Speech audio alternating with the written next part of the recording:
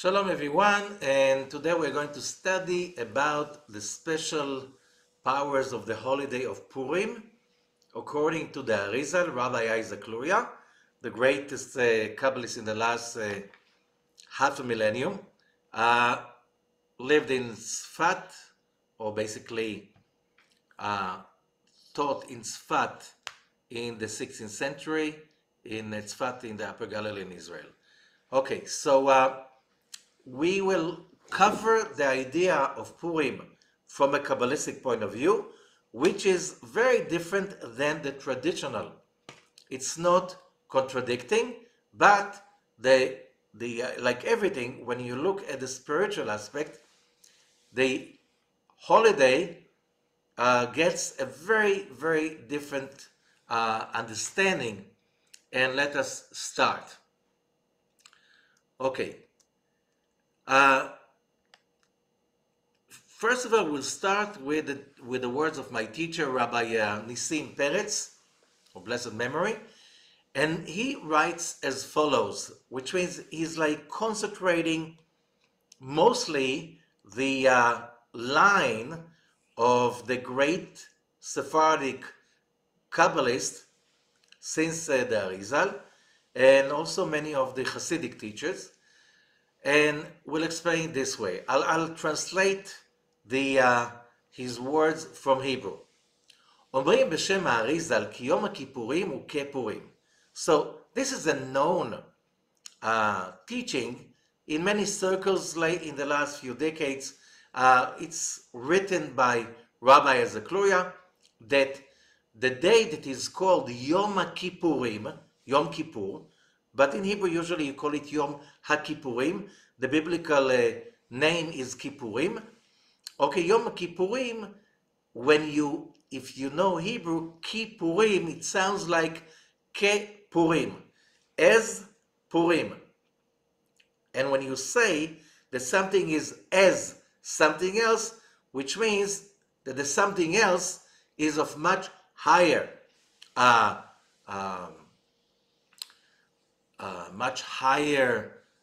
importance, because you use the as to compare, and usually you compare to something of a higher value and importance. וצריך להבין, הרי כולנו יודעים את חרדת הקודש האוחזת בכל אדם מישראל ביום הכיפורים. And we have to understand, we all know how, what kind of importance most Jewish people give to Yom Kippurim. It's people come to that day with awe, with fear, with a lot of respect. Okay, and there's nothing like this through the whole Jewish year, the whole Hebrew calendar. וכיוון שכן, איך שייך להבין את דברי האריזל כי יום הכיפורים כפורים? And because of that, how can we understand the words of Rabbi Isaac Luria that Yom Kippurim is as Purim? It's not as Purim, it's a kind like Purim. וצריך לדע, and we should know, דאין כוונת הארי למשל ומליצה. And what Rabbi Isaac Luria is saying, this is not a joke. It's not a joke. Like, people do not relate to the holiday of Purim with so much awe and respect as they give to the Yom Kippurim, the Day of Atonement. אלא במציאות, we're talking, and if the Arizal is saying so, it means that's a reality. Reality, it means that's how the world is structured. במציאות ההערה שיש ביום הפורים, אין אפילו ביום הכיפורים, because the reality of the illumination present in the day of the holiday of Purim, you can't find on the day of Kippurim. Again, two different holidays. On Yom Kippurim, which is celebrated on the 10th day of the month of Tishrei, which is in the fall, okay, this is a day that people are really preparing ahead of time. The selichot, prayers that start 50 days earlier, okay? With the Sephardim, the Ashkenazim, they start few weeks later. Okay, but still we have over here Yom Kippurim, people go to the synagogue, they stay there most of the day in the synagogue.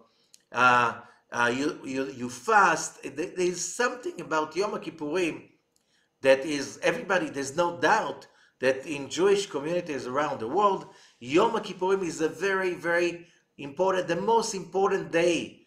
And even people that do not observe the rest of the holidays so much, Yom Kippurim, they do something to honor that special, powerful day. So, but Purim, it's more like a holiday for kids. The costumes, the celebrations. If you have little kids or grandkids, then you go with them to those celebrations. But if you don't, how much do you celebrate? So a lot of adults also do Purim parties, especially in Israel, but I'm not so sure that outside Israel, too many Jews even know when Yom Purim is. When comes the Yom Purim. Yom Kippurim, yes, it's even, you can find Yom Kippur in the American general calendar. I remember, I don't know if still it is like this, but in general calendars in America, when, years ago, you could find Yom Kippurim, everybody knew when it's Yom Kippurim. But Purim, it's not in the American calendar. So explains the Rabbi Nissim Peretz, מציאות ההארה שיש ביום הכיפורים, the reality of the illumination available on the day of Purim, you can't find that level on יום הכיפורים. ההארה שיש ביום הפורים היא ההארה שאין כמותה בשום יום במשך השנה. Because the illumination available on Purim does not exist, and there's nothing even close to it along all the other days of the year. So of course we have a question. What kind of a light is there on Purim that is different? And what is the value of that light? What can that light do to us? And how do we connect to it? So we'll continue. וצריך להבין מה הפשט בדברי הארי. So first, let's understand the simple aspect of the words of Rabbi Zakloria. הרי כל אחד מאיתנו יודע שאין מעלה יותר מיום הכיפורים. Everybody knows that there's no higher, more powerful, more important holiday than יום הכיפורים. והוא בחינה של יום שבת של כל השישה ימים טובים שיש. If we look at all the holidays, okay, so יום הכיפורים is the Shabbat of all the holidays. Like the relationship between Yom Kippur and the other holidays is like the relationship between Shabbat and the weekdays. So Yom Kippurim is so high. ואפילו נעילה שהוא המעולה שביום הכיפורים. And on Yom Kippurim, the most powerful, the most important prayer is the prayer that seals the holy day of Yom Kippurim. Tefilat Ne'ilah, the sealing, the ending with the shofar blowing after it of the end of Yom Kippurim. Mikol Makom, however, אף היא עצמה היא רק כיפורים, even Tefilat Ne'ilah, which is sealing the Yom Kippurim prayers, it is also as Purim. It's not Purim, it's not in the level of Purim. דהיינו הערתה תפלה לעוצמת ההארה שיש ביום הפורים. The light that is shining in Tefilat Ne'ilah of Yom Kippurim, that is such a great light. It's the light that shines and seals the destiny of every human being for the whole coming year. Okay? And what does it say? What the Kabbalists are saying? That this light is dim relatively to the light available on Purim. So there's no day along the Hebrew calendar that has such power and light as the day of the holy day of Purim. ובאמת, לעניין זה, and of course this is not something that everybody knows. It's not the way, because you see how much importance people give to Yom HaKippurim and how much importance they give to Purim. ובאמת לעניין זה של גודל הערת בימי הפורים, מרומז בעצם שמו של היום הנקרא פורים על שם הפור. And in order to get a hint about the magnitude, the scope of the illumination that is shining in the universe during the day of Purim, okay, it's hinted in the name of that day. Purim, it's coming from the word pur. Pur means in Hebrew, the word pur. That's the way the book of Esther is speaking, is calling it. Okay, Purim, כמבואר במגילה שהמן הפיל פור הוא הגורל. There was a lottery. Pur means lottery. והכוונה, and what is the intention? Why is that the name of the holiday? Why not calling it the holiday of the book of Esther? The holiday of the victory over Haman. Like the holiday of saving the Jew of salvation. Why calling it Purim?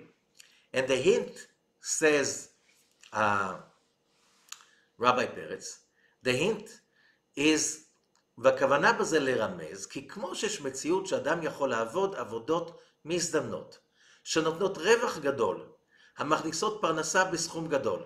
Let's say a person gets a job, and he's working very hard. And you know what? He gets a job that is with a very high salary, and sometimes you have some kinds of jobs that you can get for a few days, few weeks, with a real big salary.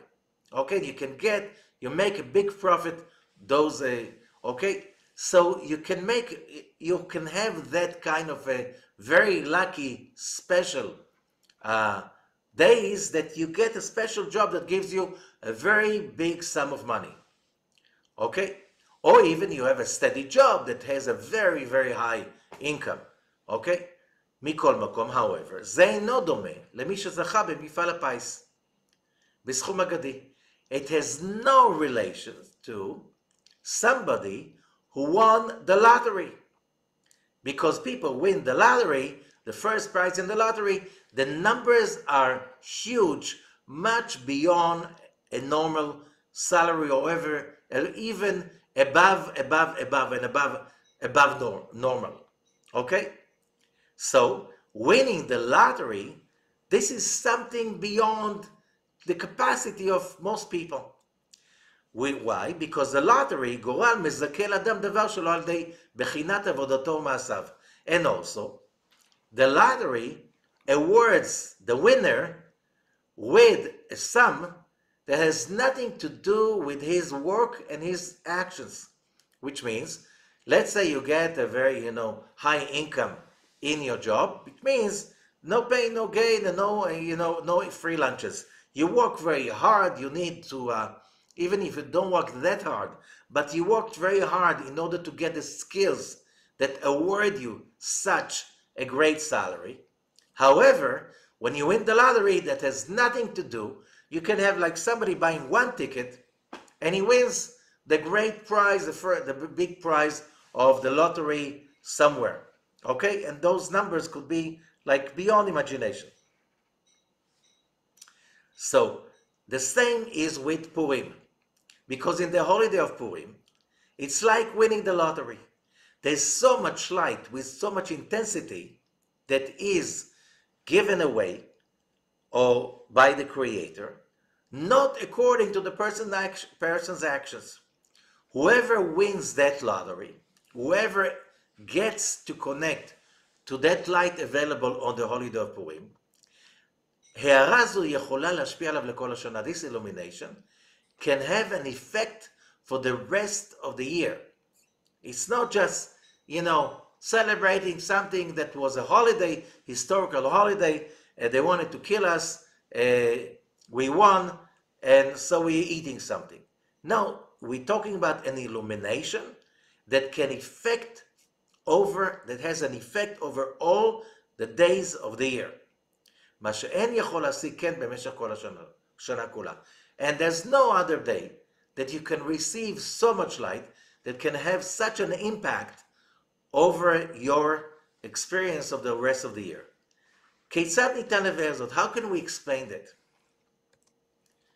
לולי דברי הרש"ש, היה אפשר לבאר כוונת האריזל באופן אחר, דהרה יוצאת ובוקעת מן השמיים בדרך של נס.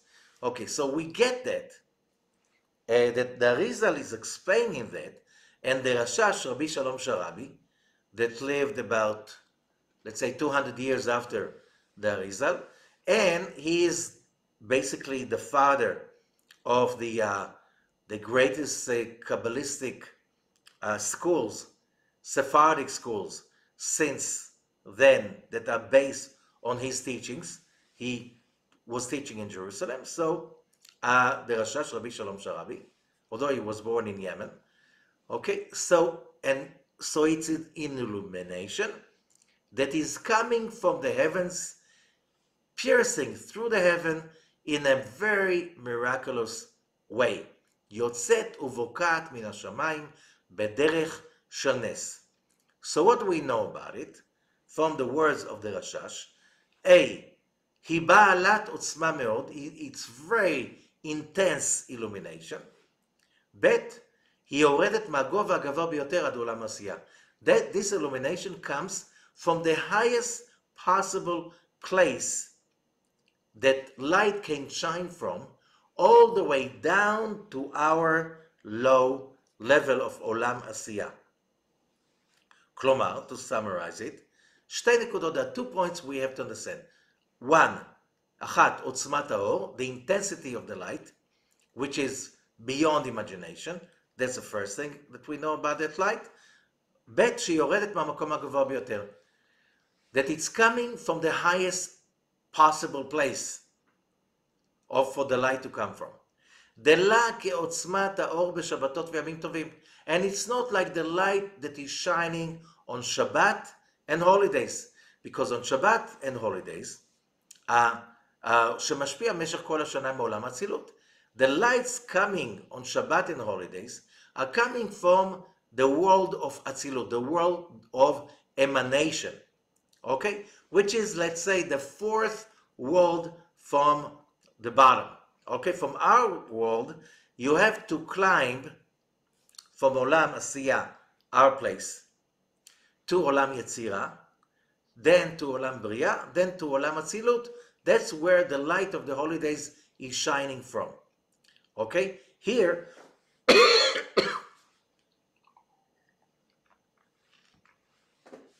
on Purim, אלא כאן יורד האור מרישא דלית ידע. This light is coming down, descending to our world, עולם עשייה, from a place that is so much higher than עולם אצילות. It's on the 5th level, and it's on the top of the 5th level. ואומר הרש"ש, דהרה זו מתגלה בתפילה. And Rabbi Shalom Sharabi is teaching us that this illumination is being revealed during the prayer. Okay? So that's the teachings of Rabbi Nissim Peretz. He's kind of giving us a summary. So, as we said, the question is like this. How do we connect to that light, and what that light can do to us? So first, we have to understand the historical background. What is the story of Purim, the book of Esther? How did this holiday came into being? Because most of the holidays in the Hebrew calendar, okay, we're talking about all the holidays except for Purim and Chanukah, they were given to us and they are being written in the Torah, Mount Sinai, Revelation. In the 5 books of Moses, you have the description of the holidays. You have Rosh Hashanah, Yom Kippur, Sukkot, Simchat Torah, Pesach, and Shavuot. They are being registered in the, and also Sfirat, the counting of the Omer. It's all registered in the 5 books of Moses, 33 centuries ago. Okay, when we're talking about Purim and Chanukah, these are holidays that are celebrating events, historical events. Okay, so let us get to understand the background of the what is Purim. Okay, so we have the Exodus from Egypt. The Israelites, they become a nation of slaves in Egypt. They are being redeemed, coming to Mount Sinai, receiving the Torah, the revelation of Mount Sinai. 40 years later, they enter the Promised Land, take over most of it, and they start to create a nation. Okay, about 500 years later, less than 500 years later, they become a nation with a king, and so on and so forth. And the first temple is being built. Okay, after more than 400 years, the first temple is being destroyed by the Babylonians. We're talking about 26 centuries ago. The first temple, after more than 400 years, the first temple is being destroyed by the Babylonians. The Babylonians not just destroy the temple, they destroy Jerusalem, they destroy the whole country, and they exile the Jews, which means the people live in the kingdom of Judea. That's why they're called Jews. They exile them to Babylon, okay, in Mesopotamia, today's Iraq and Iran. And the rest of them that are not being exiled, they run away to Egypt. So almost no Jews stay in the Promised Land. First time after Joshua brings the Israelites to settle the Promised Land. Okay, some, let's say, almost 1,000 years earlier. Not 1,000, but less than that. Closer to that. Okay. So here we have the Babylonian exile. Then, 70 years later, less than 70 years later, the Persian Empire fights against the Babylonian Empire. Babylon is being taken over by the Persians. As a result of the victory, the Persians create a much bigger empire, and this empire stretches from India all the way to Africa, including Egypt, including, as it says in the book of Esther, 127 states. There's a difference between Babylon and Persia, because Babylon was conquering all the nations, exiling them, mixing them up, so in order to create one big Babylonian nation. The Persians were much more pluralistic and tolerant, and every nation had their own autonomy of self-government and their own culture. The Persian did not involve with your culture. As long as you paid taxes and you served the needs of the empire, they never cared about your belief system and your culture or your religion. So the Persians, as part of showing their face as a pluralistic empire, there is the Cyrus Declaration. Cyrus was the great leader of the one who established the Persian Empire. And comes the Cyrus Declaration, and the Cyrus Declaration is saying, God gave me the lands, all of those lands, that empire, that throne, and he told me to give the Jews their land back into their hands, and therefore he gives a permit for the Jews to come back to their ancestral land, resettle it, rebuild Jerusalem, rebuild the temple, and more than that, he confiscates all what the Babylonians took from the temple in Jerusalem, and he gives all of those temple holy artifacts, the menorah, and so on, all these artifacts, he gives it back to the Jewish people to take it into Jerusalem and to rebuild the city and the temple. Okay, so that's called the Cyrus Declaration. Okay, so not so many Jews take the challenge, because now when the new empire, there's equality, there's pluralism, so there's no anti-Semitism, and there's no persecution, and being part of the Persian Empire with all the skills the Jews have, reading, writing, knowledge in math and stuff like this that they study from young age, suddenly you need so many people like this to run the empire. And a lot of Jews stay as part of the new empire, a part that is, they become ministers, they take a lot of share, they get a big share in the government. So they don't, and going back to Judea, to the land of Israel that is desolated and almost empty, it's not such a great idea. So there are few waves of aliyot, Jewish immigration from Babylon to Israel and Jerusalem.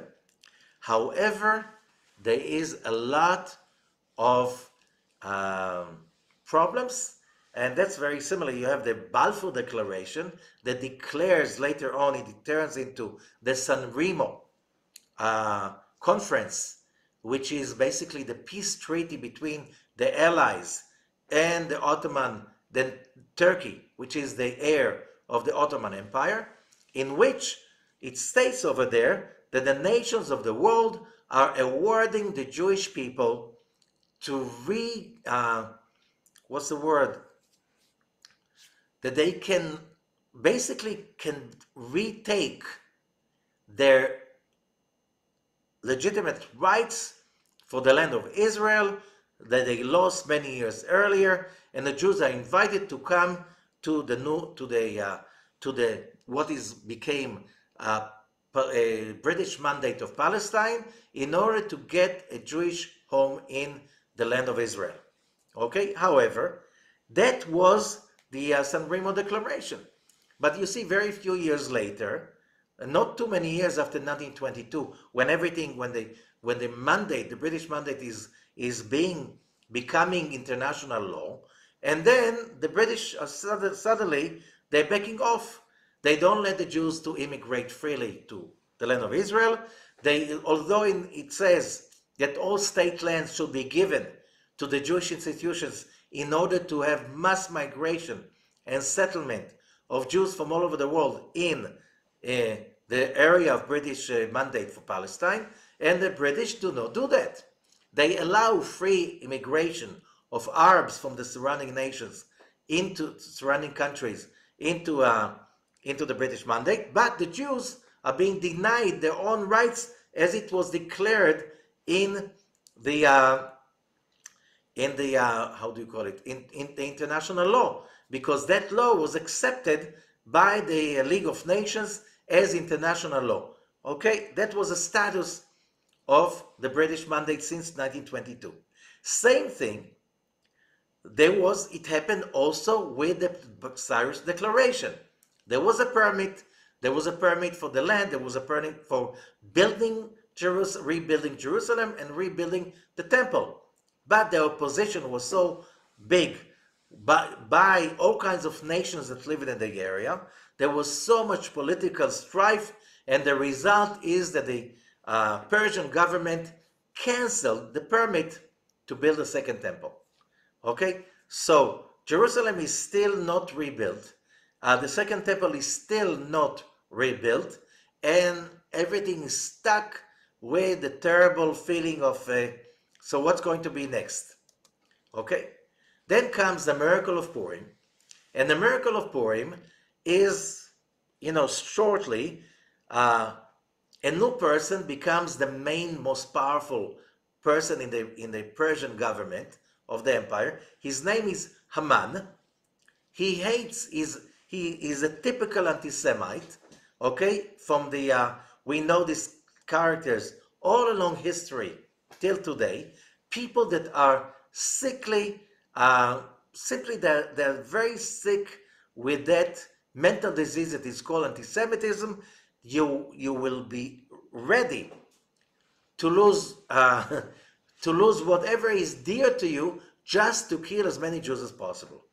Haman is becoming kind of the head of the government in Persia, and he gives the king huge amount of money, so he get a permit to kill all the Jews in the empire in one day. And the date is declared to the 13th day of Adar. Okay? The Jews suddenly, from being one of the most successful group in the Persian Empire, they are becoming outcast, they are being fired from their jobs, they start to be persecuted, and all of them know that there is a decree that within a year, all Jews have to be executed by their neighbors. Okay? So the story is that the story of Purim, that the miracle happens, the whole things turns around, Haman is being hanged on a tree, his sons too, and all the people want to kill the Jews get up and kill them back, and now instead of Haman, Esther and Mordechai take his place, and they re-establish the permit, and the second temple can be rebuilt. That's the story of how the second temple was rebuilt in Jerusalem as a result, direct result of the miracle of Purim. Any questions? That's just a little bit of historical background so we know what are we talking about.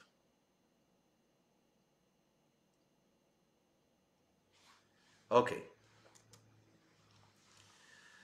So now the spiritual background.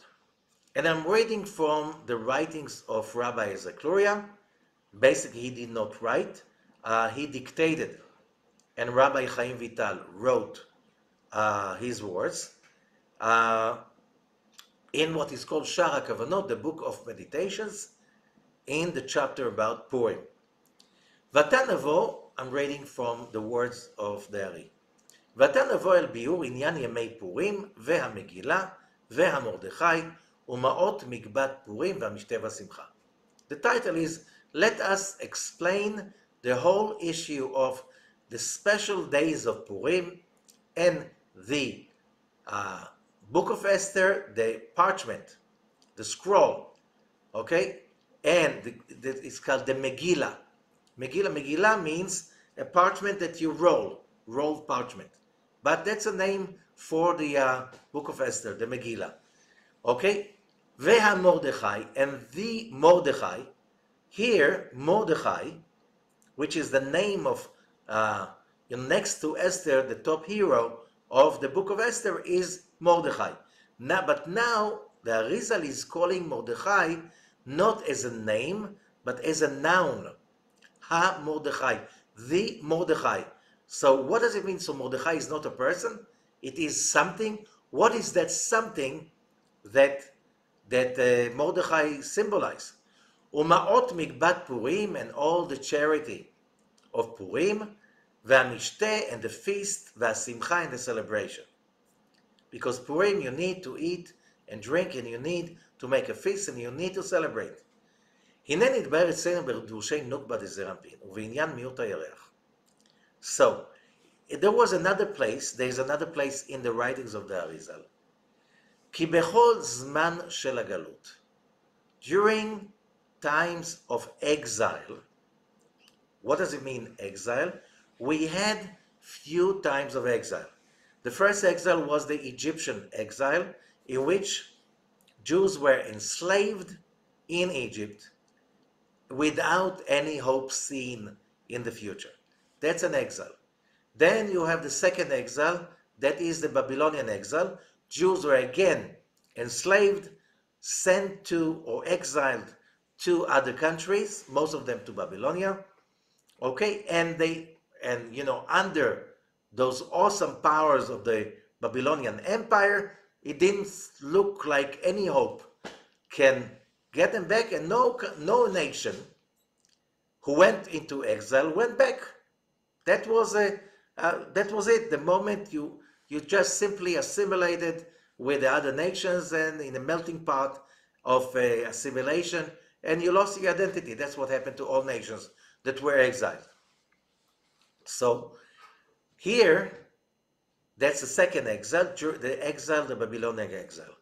Then there's another exile that's after the destruction of the second temple till our days.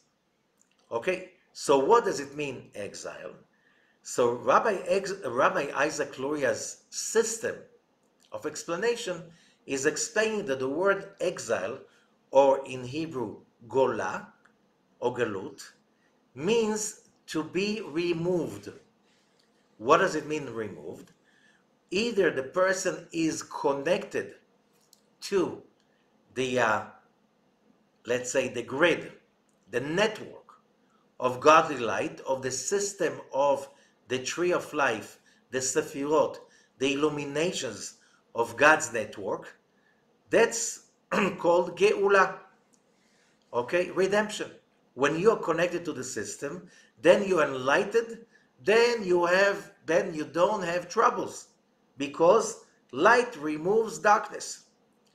Okay, now when you're not in the state of redemption, you're in the state of exile. It means that you are gole, you are being removed, disconnected from the network, and that means you are in the darkness, injustice, torture, troubles. Okay, and you have no protection whatsoever, so your life is like hanging on a limb, like Jews experienced more along so many years of exiles along the generations. Now, during the time of the exile, like in the system, the teachings of Rabbi Isaac Luria, when you see in the physical world exile, which means injustice, cruelty, darkness, all of those atrocities that people do in a high scale, no honesty, no dignity, no, it's like, it's a terrible time. It is because so this is, in that time, Zeranpin and Malchut, those are the lowest Sephirot. Malchut is this, the reality of the creation, our world, our reality, human souls, that's Malchut. Zeranpin is a spiritual world. The spiritual world and the physical world are disconnected, and it's called achor be'achor, back to back. When you say that these people, they turn back to their backs to each other, means there's no connection, no communication. There's no communication between the physical reality and the spiritual world, the spiritual dimension. What happens to a person that he has no connection with the spiritual dimension? He is in exile. He is in back to back. What does it mean? There's no connection. You think that there are no rules, no honesty, no cause and effect, reward and punishment. You ask the question, where is God? Where was God? Why God is not with us? Why did God leave us? Why there's so much cruelty and torture and calamities in the world? That's a state of back to back.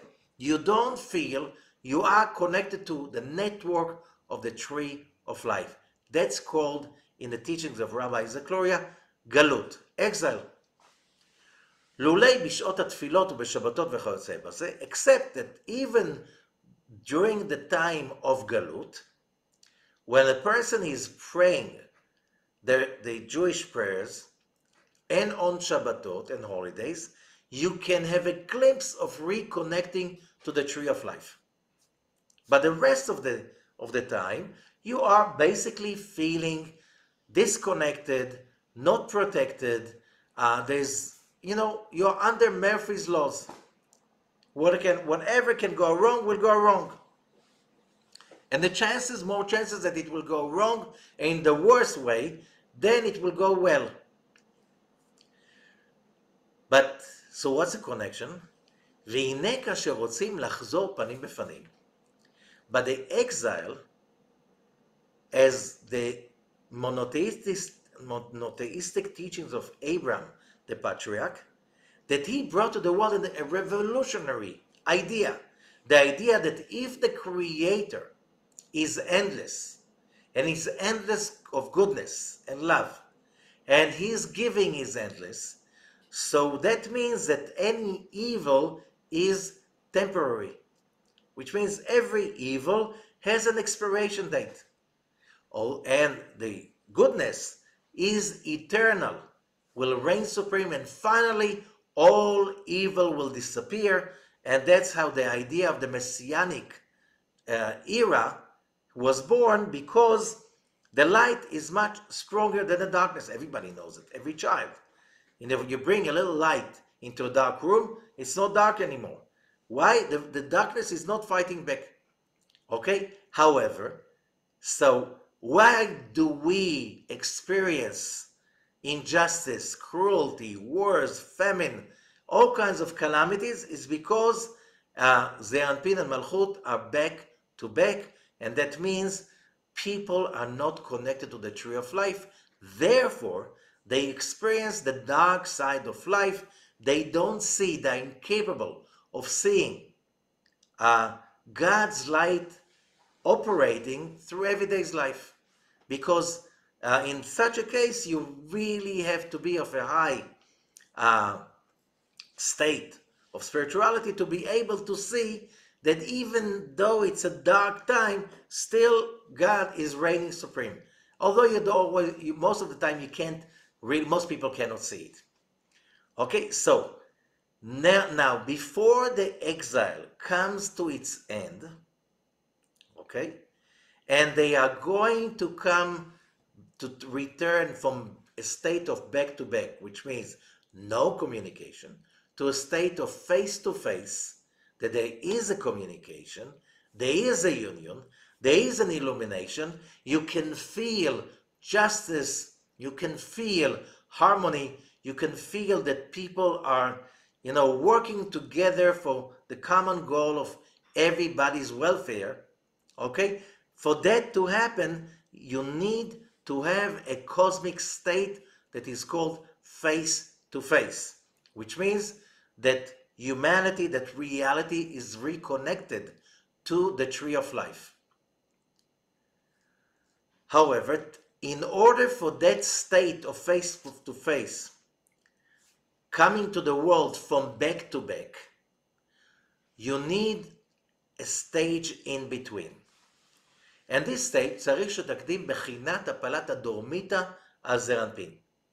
In order for that to happen, it's like you have Siamese twins, and they are back to back. In order to turn them face to face, you need to make an operation. And because an operation is very painful, you need to sedate them and put them to sleep. So when they're sleeping, you can saw the connection and turn them around so they can see each other face to face. Is that clear? And that sleep is called dormita. Dormita, it's from Aramaic sleep. It's from Hebrew tardema. That's a biblical word, tardema. Tardema, dormita, and in Latin and in all kinds of languages that came out from Latin, you can find that same word connected to sleep. Dormitory, dormant, okay, in English.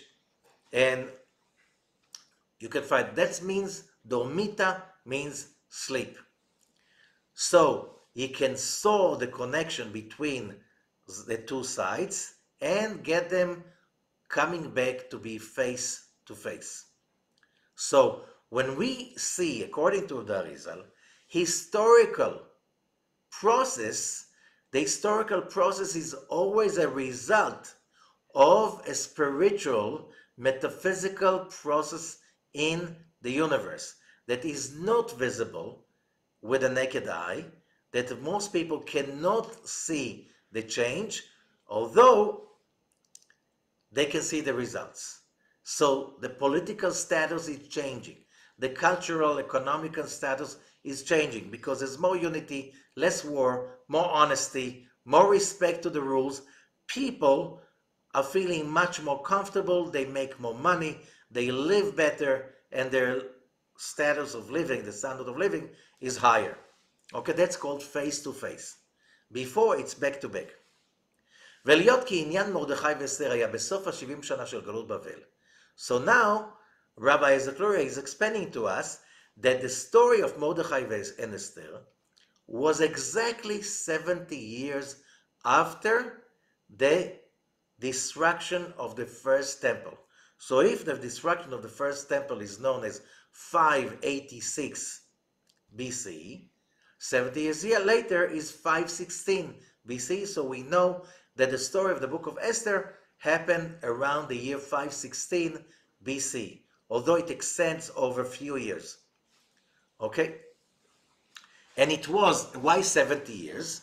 Because the prophet Jeremiah, that prophesied the destruction of the temple and the exile, he also prophesied that the exile will be for 70 years, which means when the temple was rebuilt, the second temple was built, there were still people old enough, they saw the first temple and they were present in the building of the second temple.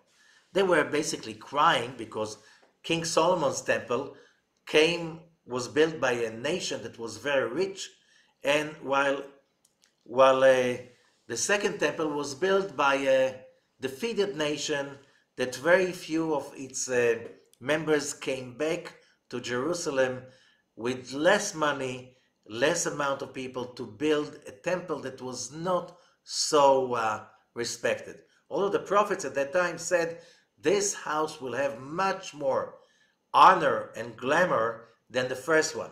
And you know, towards the end of the times of the second temple period, the nation of Israel was very big, all around the Roman world and Mesopotamia, very powerful, big part of the Roman Empire, and the richness was very, very big, and the second temple was much, much bigger than the first temple in the end of its days.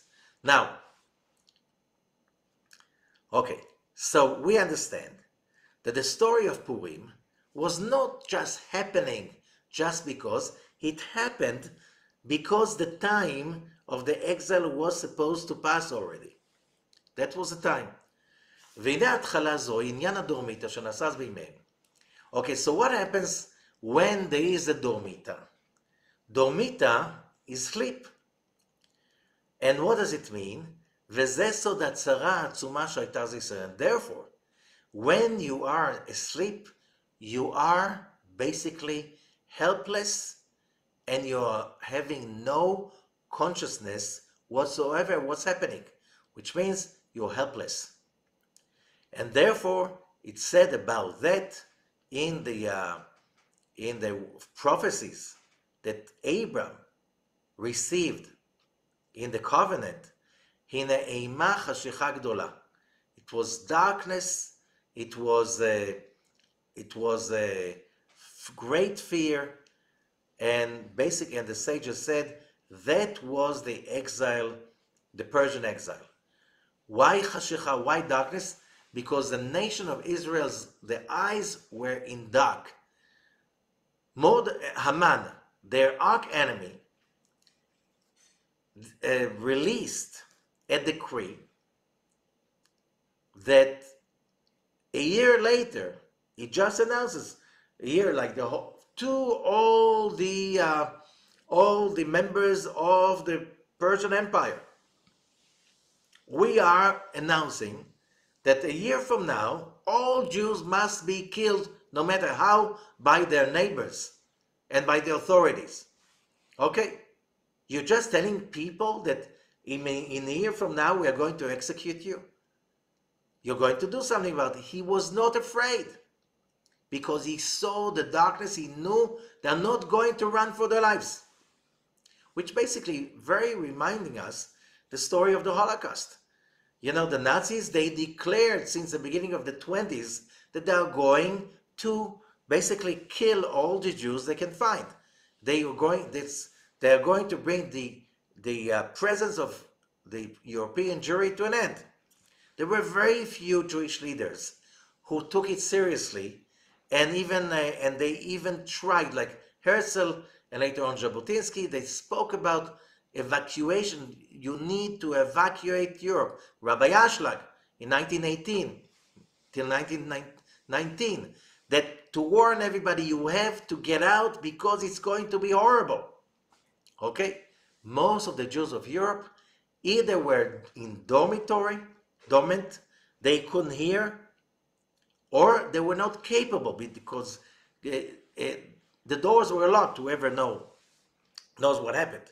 All the countries of the world, including America and including the British mandate in Palestine, locked the doors of their countries for Jewish immigration, and Jews were forced to stay in Europe and face their calamity.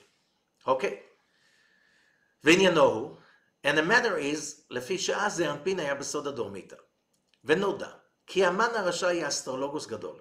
We know that Haman, that leader of that movement to kill all the Jews, he was a great astrologer, says Rabbi Arizal. And therefore, when he made the lottery, it was not really a lottery like we're doing with dice. He checked out the astrological chart day by day, maybe used some what's called like something like tarot cards, I don't know, something like this. He checked out, and when he came out with a date, the 13th day of the month of Adar, a year from the time of the decree, he was looking for when are the Jews going to be so much in darkness they are going to go like sheep to the slaughter. Okay? And are not going to resist. And we know also what it says, כי הוא ועשרת בניו, that Haman and his 10 sons, they basically were a manifestation of all 10 klipot, 10 darkest forces that are exactly the other system, the dark system, that is corresponding to the tree of life. Because זה כנגד זה ברא אותם, the tree of life was created, and in front of it, the tree of death, with also 10 sephirot. Okay? Why? So we humans have free will to choose the light over darkness. And Haman was wise enough to know that while there is a dormita, which means it's a what's the word? It's an in-between state between exile and redemption.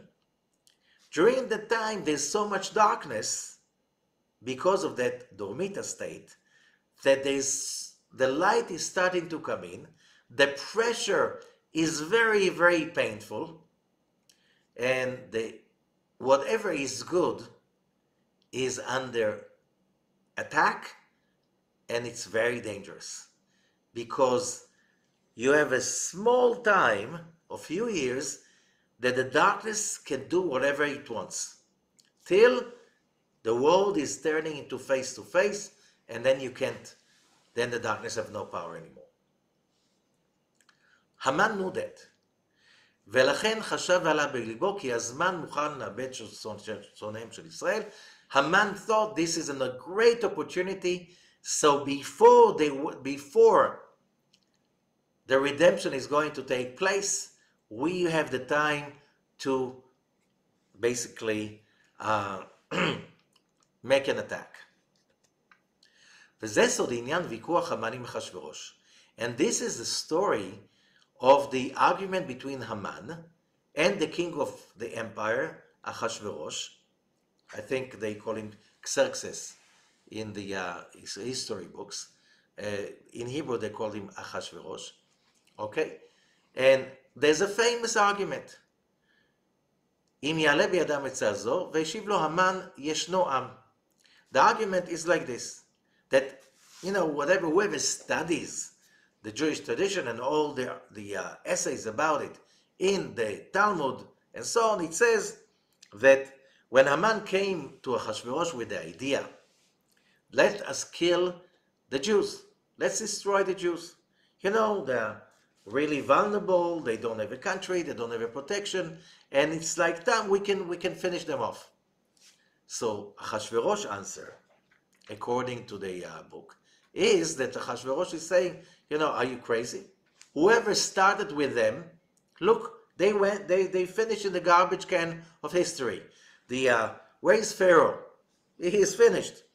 Where is the where are the Assyrians?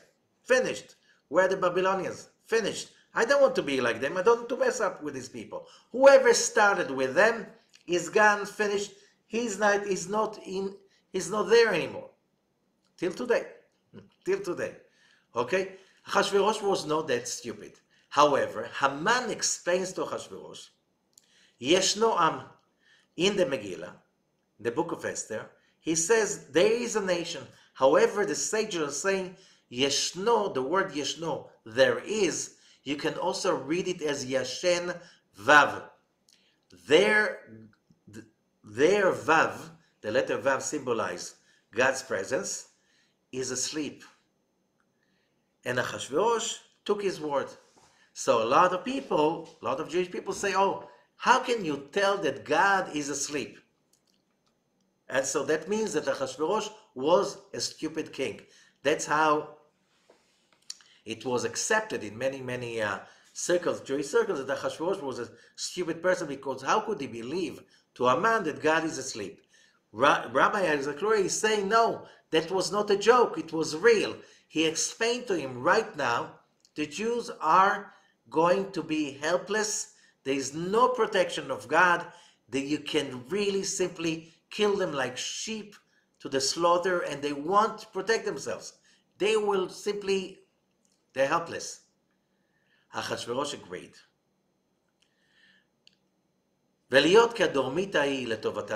However, that sleep was in favor of the nation of Israel. Why? Because that is like somebody is going through a surgery. The surgery is in order to heal the person. Like, there's a little problem in the intestines or in the heart, and you sedate the person, you put him to sleep, so you can change something, let's say, in the anatomy of the person, or let's say there's a fractured bone or something like this, and it's all in favor of the person that you put him to sleep. You didn't put him to sleep so you can kill him while he's asleep and helpless. No, you do it, same thing. That was a surgery in order to allow the situation of redemption to come through. And the redemption can happen, and the Israelites can move to their land, and so the temple will be built and the world will shift and move into a new era. Therefore, Haman and Ahasuerus spoke about that opportunity, that as long as God is like asleep and the Jews are helpless, let them kill the Jews, and let them finish completely, so when the time of redemption comes, there won't be any Jews left to experience the redemption. And then, and then there won't be anyone to build the temple. Okay. So, he explained basically that's, and there was a lot of resistance around this area, that other nations did not want the Jewish nation to build a temple. And they were doing everything so the temple is not going to be rebuilt. Okay, so whoever sees some similarity between the last century, what's happening here in this part of the world, in Israel, and the story of the book of Esther, use your imagination. ונאף בזמן הדורמיתא, אין הנקבה ישנה, כי אז מסתלקים המוחים נזרבים ונכנסים בנקבה. כדי להיבנות ולתקן פרצופה. During the dormita, the female is not really asleep. The female, I mean, this physical world. Because people can be in dormita, they don't physically sleep. They go to work, they get married, they bring children to the world, they deal with problems and issues. They think they are awake, that the sleep is above. So you don't feel connection to a living God. That's what the dormita is about. So that's called being asleep. You're not awake. You're simply going by rote. You're doing stuff you don't think even an inch bigger than what's exactly what you need in order to just go by. Still, even when somebody is asleep, he still has a connection. It's like the story about there's a silver line that connects the spark of life inside the physical body when somebody is asleep to the soul out there and above. And that special illumination, that special kind of little light that is staying behind, okay, to make sure there's not going to be total darkness. And עניין אותה הערה הייתה עניין מרדכי. And that light is Mordechai the righteous, הצדיק. כמו שנברך בעזרת השם, as we're going to explain. Remember, we realize that the Arizal is calling Mordechai as a noun, not as a name. And we are going to explain it soon. Now, Kirot Haman et Mordechai, I'm still reading from the Rabbi Zakaria's teachings. When Haman sees Mordechai, שלדיו הייתה הערה והשגחה על ישראל בזמן ההוא. And a man that was a wise person, he was in the dark side, but he was a very wise, he had a lot of wisdom, and he saw stuff. And he realized that as long as Mordechai is alive, the Israelites are going to be protected. Therefore, he got convened his director, his board, that his wife Zeresh was the head of the board, and he had 365 people in that board. And the sages, our sages, said that his wife was a great witch, and she was wiser than all of the 365 board members. And they decided to kill Mordechai and to hang him on a tree. Okay, why? So whoever studied about the month of Adar, the letter that created the sign of Pisces is the letter Kuf. And the letter Kuf is the only letter in the Hebrew alphabet, from Aleph to Tav, that goes under the line. It's called the leg of the monkey. Okay, because that leg goes down to the dark side. And she was, Zeresh, the wife of Haman, she was that leg of the monkey. That was the tail of the snake. As we explain in other places. So what they wanted to do is to build a pole of 50 cubits high, something like 25 meters of today. So to hang Mordechai, 25 meters high, that's very high. You know, how tall was he? You know, you build a pole like 4 meters, 3 meters, you know, that will be enough to kill all people. Okay, why 25 meters? No, it was a jinxed pole in order to get Mordechai into the dark side. That pole was the leg of the letter Kuf that goes down into the dark side. And then Haman decided and realized if he can do that, then he can kill the Israelites, the Jews, and finish them off. However, at that time, the Creator gave us a great illumination. And that's the greatest of Mordechai and Esther. And the result, and what was the main story is that the Jews simply turned in a faster process, they turned the Zeranpin and Malchut, the upper world and the physical world, face to face in a speed process, and that created the miracle. And let us explain. והנה שורש נשמת מרדכי, the root of the soul of Mordechai, הייתה מן ההערה היא, that was that illumination, that even in the darkest times, there's still an illumination that if you still connected to it, you can always turn the situation around from the darkest, exile, extermination, to the highest and most enlightened. From Holocaust to redemption. From destruction to building the second temple.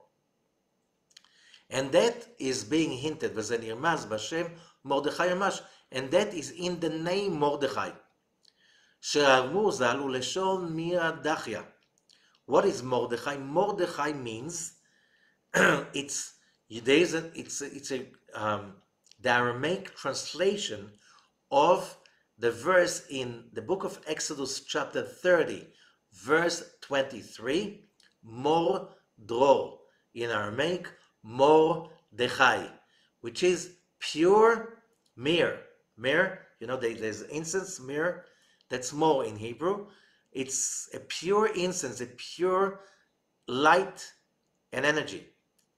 והעניין הוא כי ההארה הגדולה היא, that great illumination that shines even to the darkest places on earth, underneath earth, that will give people hope in the darkest situations. That's called Modor. This is pure and clean, and it comes out and it shines to the people who wants to connect to it. And this is the verse in the book of Song of Songs, chapter 5, verse 5. וילדיי נטפו מור, ואצבעותיי מור, עובר על כפות המנעול. Speaking about that holy mirror that passes by and flows, and that flow of mirror is that shining light. When you can connect to it in the darkest moments, you can turn the situation downside up, from the darkness into the greatest illumination. Okay? So that's why this is a name of a special illumination that is called Mordechai. Therefore, the Arizal is calling Ha-Mordechai, the Mordechai, as a noun, not as a name, because the name of Mordechai, the person, represents that illumination. ואומנם, so the Arizal is continuing, אמנם היות ימי הפורים האלו נעשים בכל שנה ושנה, ולא הספיק להיעשות בזמן ולבדו. הטעם הוא כי השם מטבח ברחמיו רצה שאותה ההערה מתחדשת, בהיות המוחין דאבא ואמא תוך הנקבה, בזמן דורמית הזרנפין, לא תתבטא לעולם. So because God wanted that illumination that reaches to the deepest and the darkest places is going to continue shining forever and will never be cancelled. Okay? It will shine every year on those days of Purim. So even if it's an exile or redemption, that special, very, very high light will be revealed. And what this light is about? This light is coming from the highest level, from the level of the Keter, the top of the tree of life. And what's the top of the tree of life? That's the endless pure light that is coming down and flowing into the tree of life, and that is what is giving pure energy of life that makes every miracle possible. Okay? That is that light that is being revealed in Purim. What does it mean, the light of the endless? The light of the endless, it means that is a light that everything is possible. That it doesn't matter how dark things are, people believe in hope and turn it around. That's the power of this light. That's the power of Purim. לכן, לעתיד לבוא, therefore, in the future days to come, in the Messianic age, כל הספרים יתבטלו. All the books of the Bible won't be needed anymore. Why do we need the Torah? We need the Torah in order to bring in light. That light is going to heal our selfishness, to heal the negativity of the body, our connection to the dark side. That's what we need the Torah for, and all the other holidays and precepts. When Mashiach is coming and humanity is reaching peace, eternal peace, love, and spirituality, you don't need those holidays and books anymore. However, the book of Esther will stay,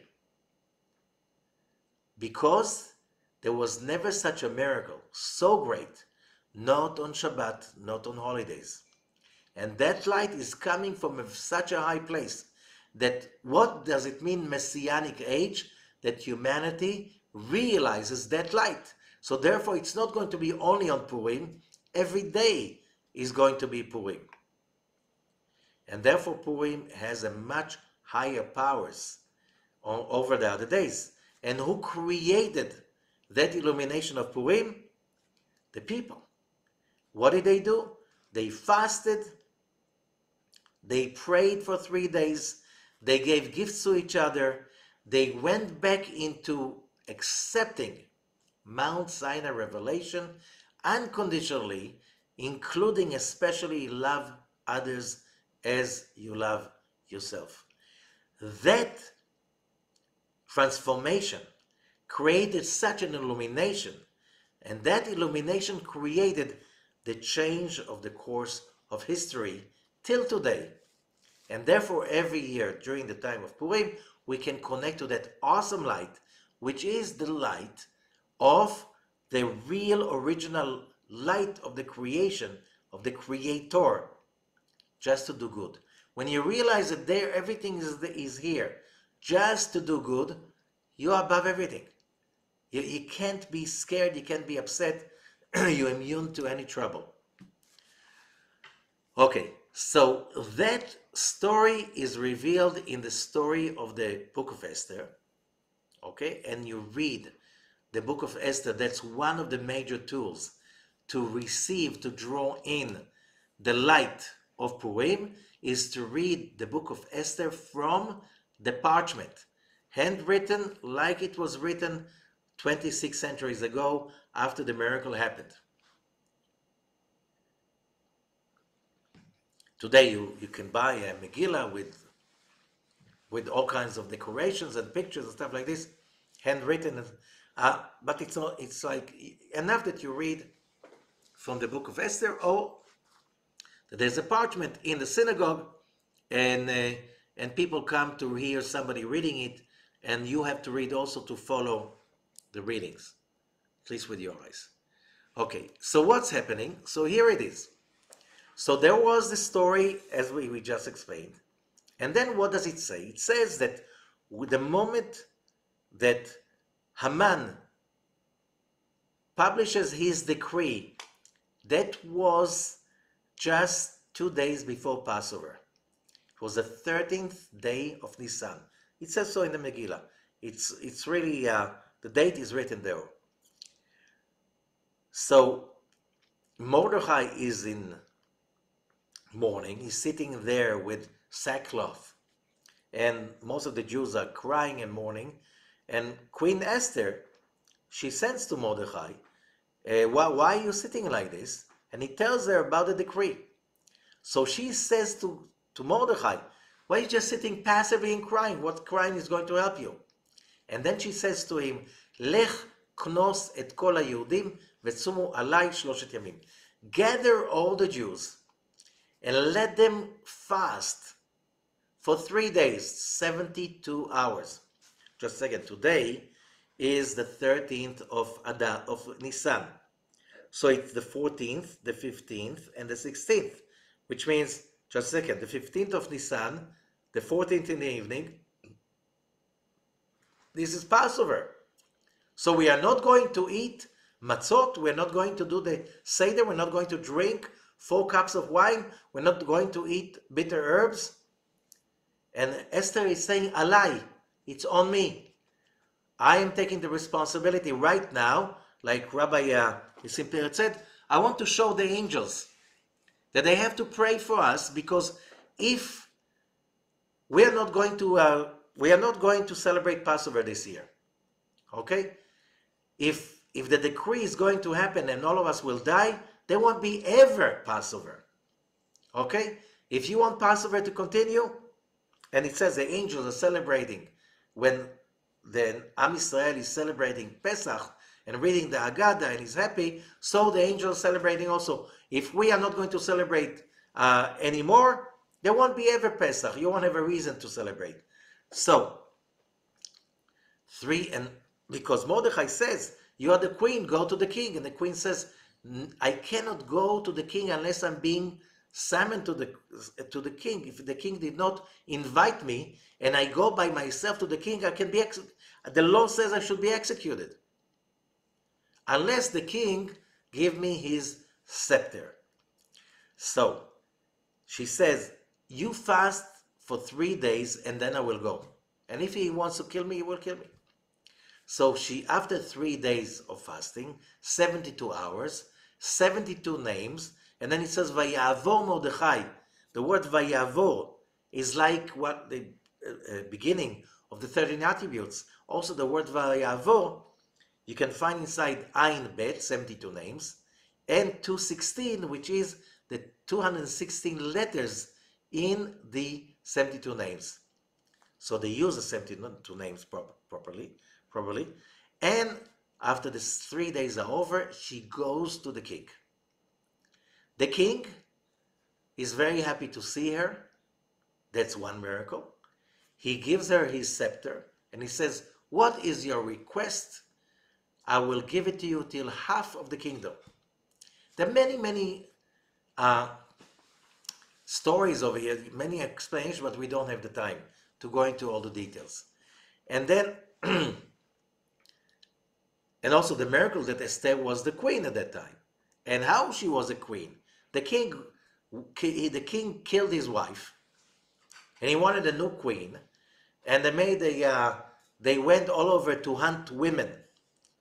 And Esther just went out to the market, sneaking out in order to get something to eat and for the household, and she was kidnapped by the people. She didn't want to go to and become a queen. And from all the ladies, she was not young and she was not beautiful. The king loved her the most.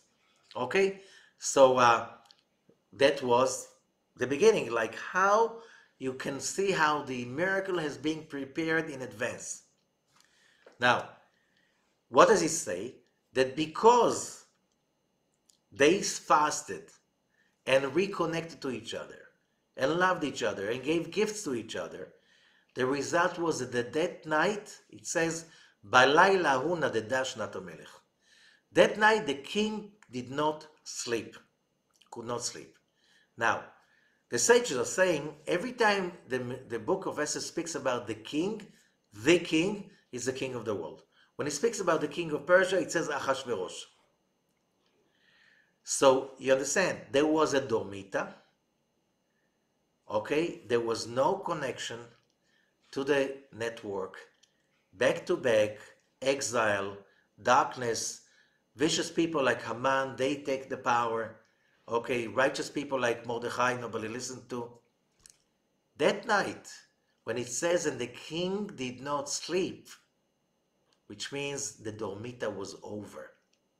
That's if you know the deep meanings, what does it mean that the king was not, the dormita is over? King of Persia could not sleep also. He wakes up in the middle of the night, he doesn't know what to do. He asks to read the book of his memoirs. He opens the book on a page that explains that 10 years earlier, that there were 2 people. They were like the guards of the king wanted to kill the king, and Mordechai found it out and he saved the king. And the king suddenly, you see how how everything gets in line properly when everything is getting in line properly, when you do the right thing. So, what's the odds that the king could not sleep? What are the odds that he opens the book? What's the odds that he opens on that page and he gets the idea that he wants to award Mordechai? So the story goes from there on till Haman is being executed. His goals are, his scheme does not come through, and there's a celebration. Mordechai and Esther take his place in power. They give the permit to build the second temple, and the rest is history. Okay? How do we connect to that power so we can bring it to ourselves and we can rejoice and see that those miracles happening inside ourselves? So that is a story that what we want to learn over here tonight. So also something that is very important.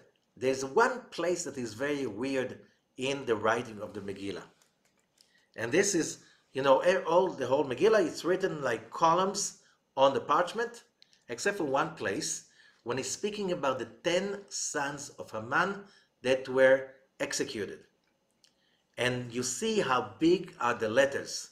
But if you look closely, you see there are 3 small letters that since the Megillah was written 26 centuries ago, it is written this way. If you look here, you see in the word Parshandata, there's a tiny taf. Okay? Then in Parmashta, you have a tiny shin. And then in Vaizata, there's a tiny letter Zayin. What are these 3 small letters? Till not long ago, nobody knew. But if you look at these letters, Taf Shin Zayin is a number. It's a date. It's the year 1946. The end of 1946. In the end of 1946, the Nuremberg trials came to an end. 11 people were sentenced to death. 11 partners of the scheme to execute the Jews of Europe and kill them. Okay? They were sentenced to death. 11 people. One of them committed suicide. So 10 people went to the gallows that day. When the 10th of them went to the gallows, he started to laugh and said, "We have another Purim spiel." In many Jewish communities around the world for many, many centuries, people used to make like a Purim show that repeats the story of Purim as a play. And it was called Purim Spiel. So that Nazi is saying, "Oh, we have another Purim Spiel." That was the Hebrew year Taf Shin Zayin here, and those 10 executed on that day relate probably to the 10 sons of Haman, incarnations, that they wanted to kill. They came in another generation. They managed to kill a big part, 1/3 of the Jews around the world during the Holocaust, but they couldn't stop the revival of the Jewish people in their country. But we still did not build the temple. How do we connect to Purim? So first of all, there is the reading of the Megillah. The Megillah was written as a way to pull in that special light. The word Megillah, says the Arizal, Megillah means to reveal, the one who reveals. Okay, so to reveal that light, Megillah, numerical value is 78. 78 is 3 times the Tetragrammaton, Youdkevitch. That means that is the upper light of Atika Kadisha. The upper light that is beyond, that is really when the endless light is starting to seep into the tree of life. And that light is being revealed during the reading of the Megillah. Okay? So the reading of the Megillah, it's being read twice, one in the evening of the holiday and one in the morning. Okay? So that light appears again every year during the days of Purim. And we have there again every year to overcome the dark side with the light that is revealed, and we call it in with the reading of the Megillah in order to destroy the klipa, the dark side of Haman. So when we read the Megillah, every time we come to the word Haman, that in numerical value is 95, like Hamelech, the king, is also 95. As we said, there's a tree of life and the tree of death. The tree of death is Haman.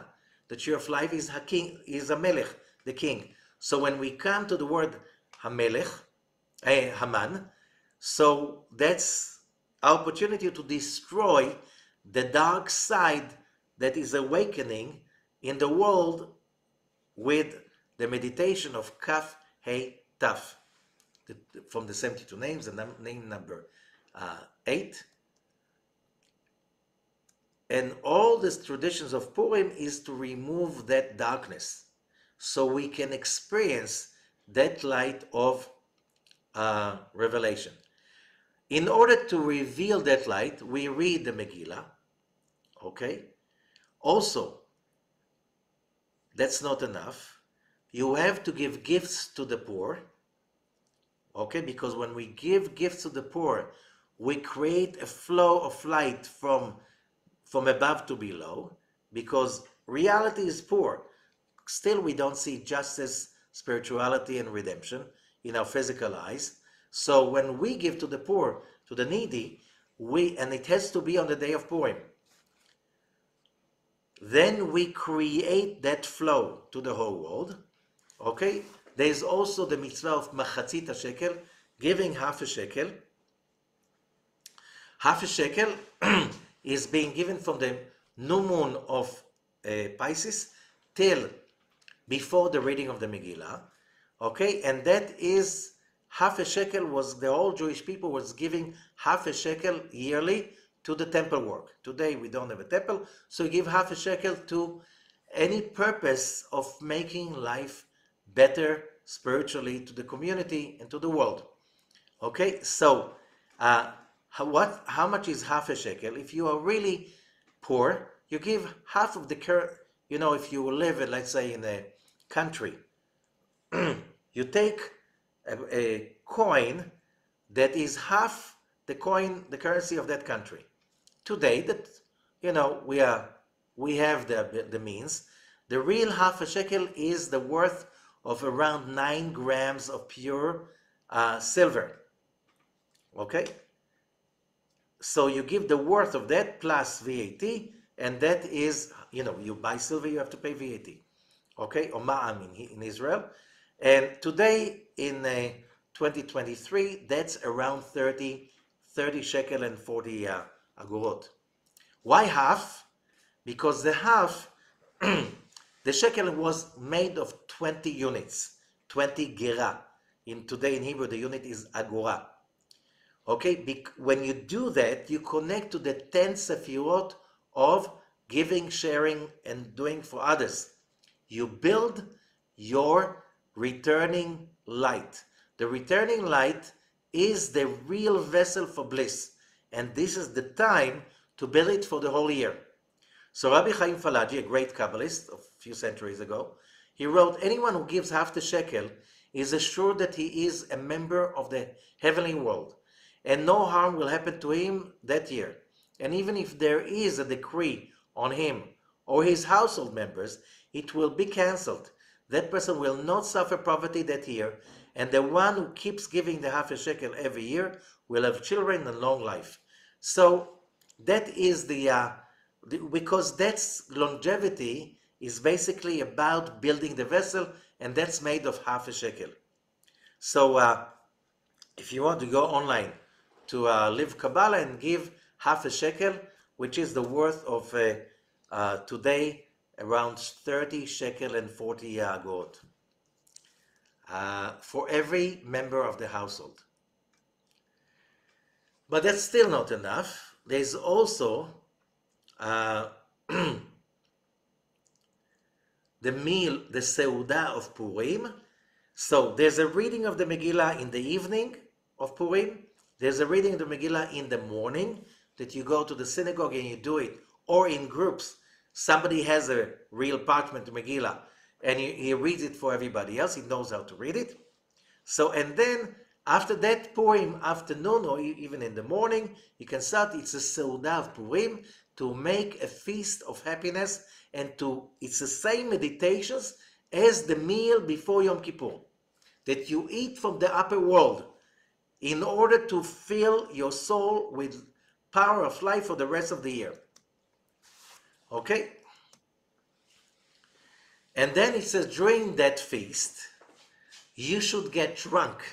The sages are saying, Ad delo yada ben aru Haman leBaruch Mordechai, till you can't tell the difference between Haman and Mordechai. Who's the bad guy and who's the good guy? Okay, why? Hakavanai. And what's the meaning? Because when we are calling in that light, Reisha de light yada, from the upper light, our conscious mind is disturbing it. When we drink, till we get a little bit like tipsy, kind of, we are not really, then we can not interfere, we can be happy, celebrate, and allow that awesome light of holiness to come in so we can experience that rejuvenation.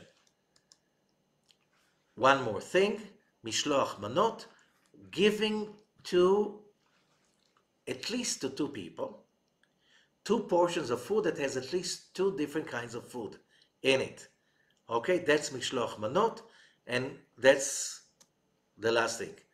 And I think that's a lot.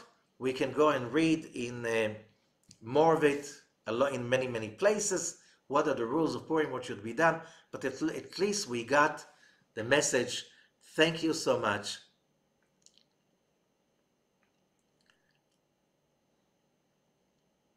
And happy holiday of Purim.